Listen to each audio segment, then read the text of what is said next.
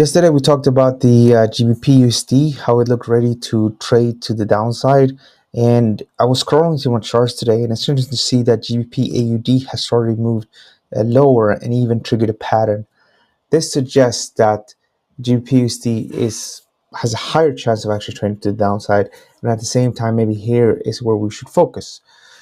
Although I wouldn't discard GBPAUD altogether, I think it can definitely be traded. So what are we talking about here? Why is this interesting? Well, it doesn't look much like this, but if we add a couple of trend lines like this one here, and also this horizontal resistance level, then you're working here with an ascending triangle pattern.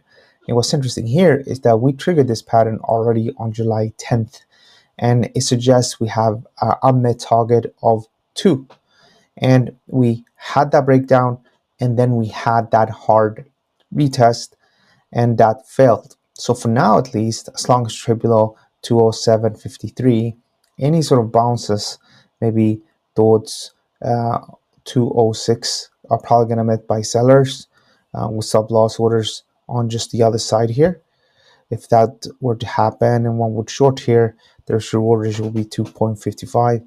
The alternative, which is probably more likely, is that we just have a break of the low here.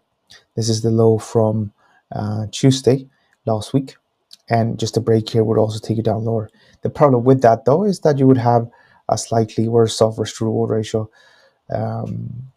but it looks like we are heading lower for now, as long as trade below 207, and that again sort of strengthens the likelihood that GBPUSD as well would trade to the downside. Just as a reminder, it looks like this, okay, where you have very nice double bottom and measure from here to here, and then break here can take you down quite a bit, and that's what I'm watching today.